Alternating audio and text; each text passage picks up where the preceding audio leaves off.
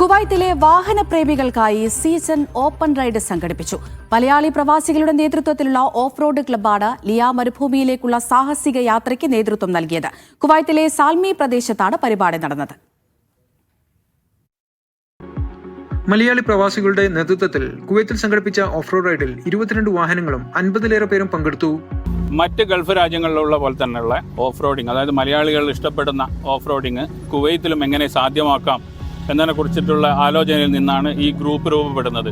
വളരെ 3-4 ആൾക്കാർ, ഷെറി, അതേപോലെ സമ്പത്ത്, റബ്ഷീദ്, നമ്മുടെ നിസ, ഇബ്രാഹിം, അങ്ങനെയുള്ള ആൾക്കാരുടെ അടുത്താണ് നമ്മൾ ഈ ഒരു സംഭവം രൂപീകരിച്ചു കൊണ്ടിരുന്നത്. സ്ത്രീകൾ ഉൾപ്പെടെയുള്ള പുതുമുഖങ്ങളും പരിചയസമ്പന്നരായ ഡ്രൈവർമാരും ഇത്തവണത്തെ റൈഡിൽ ഒരുമിച്ചെത്തി.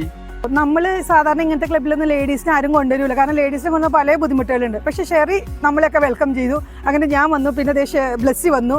അപ്പോൾ ലേഡീസ് ആർ ഓൾവേസ് വെൽക്കം. 3 ഘട്ടങ്ങളിലായിരുന്നു യാത്ര. സാൽമിയിൽ നിന്നും യാത്ര ആരംഭിച്ച സംഘം ഉച്ചയോടെ ആദ്യ സ്പോട്ടിലെത്തി.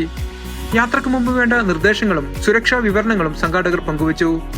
ടയറിലെ വായുമർദ്ദം കുറച്ച് വാഹനങ്ങൾ കോൺവേയായി മരുഭൂമിയിലേക്ക് പ്രവേശിച്ചു.